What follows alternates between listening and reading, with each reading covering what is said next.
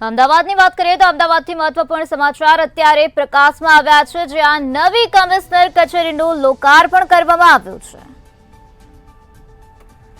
કેન્દ્રીય ગૃહમંત્રી અમિત શાહના હસ્તે લોકાર્પણ કરાવવાનું છે। અમદાવાદ પોલીસ કમિશનરની નવી હાઈટેક કચેરી। તો નવી કચેરી આધુનિક સુવિધાઓથી સજ્જ 146 કરોડના ખર્ચે તૈયાર થઈ છે। નવી કમિશનર કચેરી 7 માળની બિલ્ડિંગમાં સૌથી મોટું સેન્ટ્રલ કંટ્રોલ રૂમ બનાવવામાં આવ્યો છે। કચેરીમાં 5 કોન્ફરન્સ રૂમ અને 5 ઓડિટોરિયમ। તો સંપૂર્ણ બિલ્ડિંગ સીસીટીવીથી સજ્જ હશે। પ્રવેશ નિકાસ માટે પણ 3 દ્વાર બનાવવામાં આવ્યા છે। કચેરીના બેઝમેન્ટમાં 800 વાહન પાર્ક કરવાની વ્યવસ્થા છે।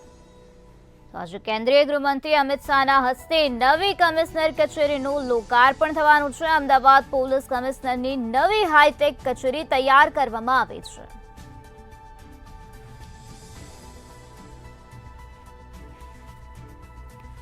અમદાવાદથી આ વિગતો સામે આવી, જ્યાં 146 કરોડના ખર્ચે નવી કમિશનર કચેરી તૈયાર કરવામાં આવે છે। ત્યારે આ જ મુદ્દે વધુ માહિતી આપવા માટે આપણી સાથે સંવાદદાતા મિત રાઠોડ જોડાઈ ગયા છે।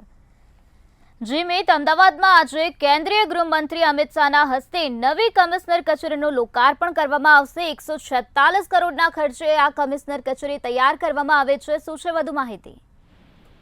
જી નિરાલી, આજે કેન્દ્રીય ગૃહમંત્રીના હસ્તે અમદાવાદ ખાતે નવી કમિશનર કચેરીનું લોકાર્પણ થવા જઈ રહ્યું છે, જેની અંદર નવી કમિશનર કચેરી છે તે હાઈટેક બનાવવામાં આવી છે। સંપૂર્ણ કચેરી જે છે તે સીસીટીવી કેમેરાથી સજ્જ છે। સાથે જ 5 ઓડિટોરિયમ, 5 કોન્ફરન્સ રૂમની વ્યવસ્થા પણ કરવામાં આવી છે। બેઝમેન્ટમાં જે છે કોઈ પણ પ્રકારની પાર્કિંગ માટે કોઈ પણ સમસ્યા ના ઊભી થાય તે માટે 800 વાહન પાર્ક થાય તેવી વ્યવસ્થા કરવામાં આવી છે। સાથે જ 7મા માળે છે જે પોલીસ કમિશનર બેચ છે, સાથે જ 6ઠ્ઠા માળે એસીપીની ચેમ્બર છે તેની વ્યવસ્થા કરવામાં આવી છે। આ ઉપરાંત પણ પાસપોર્ટને લઈને લોકોને ઘણી સમસ્યા સતાવતી હોય છે, તેના માટે એક અલગથી કચેરી પણ બનાવવામાં આવી છે।